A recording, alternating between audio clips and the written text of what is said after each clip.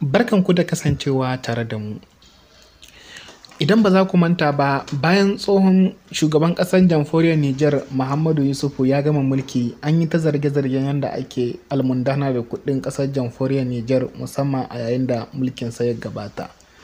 A yanzu an samu hukumomin ƙasar Amerika sun bankaɗo wata cuwa-cuwa da aka yi da almundahana da kuɗin ƙasar jamhuriyar Nijar a ƙarƙashin wani kamfani da aka yi tsakanin haɗin gwiwar ƙasar Amerika da ƙasar jamhuriyar Nijar. Bayan tafka hasara da ƙasar Amerika ta yi a kan wannan kamfani, sun bankaɗo wani sirri na ɓoye a wannan kamfani, inda aka tunanin cewa an karkatar da akala waɗannan kuɗin kamfani zuwa wani ɓangare.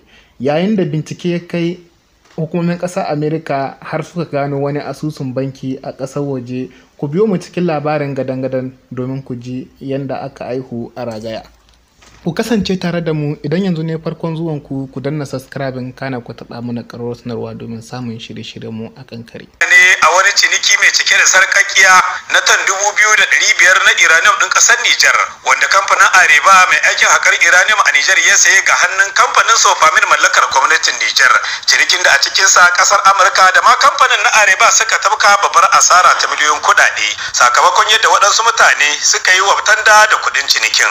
Rahoton ya ce binciken da Amurkawa suka yi a wani kamfani mai suna Helen International, wanda ya shahara a aikin boyar da kuɗaɗen jama'a, sun gano wani mutum da aka yi wa lakabin titurwa daga cikin jerin waɗanda aka ba su wani kaso na kuɗin cinikin da aka zuba musu a wani akaunt ɗin kuɗi na bankin Standard Chartered na ƙasar Dubai mallakar wani kamfani mai suna Energy Standard Trading. Mutumin da Amurkawa masu bincike suka ce a bayanan da suka tattara suna kyauta zaton cewa shugaban ƙasar Nijar na wancan lokaci ne Alhaji Muhammadu Isu a bayan wannan lakabi. Da yake tsokaci kan wannan kabadakala, Malam Abubakar Ilyasu na ƙungiyar Rotap da ke sa ido kan aikin haƙar ma'adanai a Nijar ya ce wannan labari bai zo musu da mamaki ba. Gaskiya ta fara bayyana, kuma gaskiya za ta halinta a wani wanda ake tsammani kawai muna son mu shaha wannan masu mulki kashin kashi ne, sai gashi an waye gari waɗanda masu ke tsammanin su ne manya-manya abokan kuɗa su a wajen su ne zancen ya to na gaya muku akwai ƙara a horon shi ana can ana bincike, kuma sai gashi an waye gari a ƙasar Amurka kuma wannan zancen ya hito. Don kuma kiran da muke da kwakwaran murya a tsaya a bi sau da kawa saboda ya zama an cimma gaskiyar lamarin. Rahoton ya ce dama ko a shekara ta 2021 wasu masu bincike na kasar Faransa kan wannan badakala sun ci karo da wannan suna na titurwa, inda suka dora ayar tambaya kan takamaiman mutumin da ke boye a bayan wannan suna.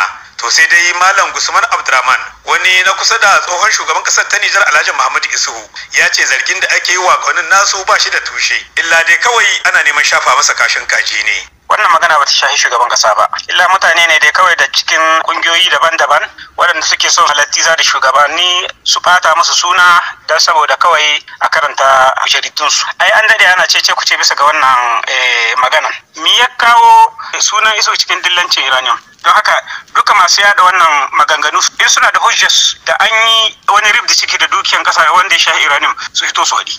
Rahoton ya ce zaka dai Amurkawa da Faransawa na ci gaba da zurfafa bincike domin tantance mutumin da ke boye a bayan wannan lakabin suna na teturwa da ma duka waɗanda ke da hannu a wannan badakala.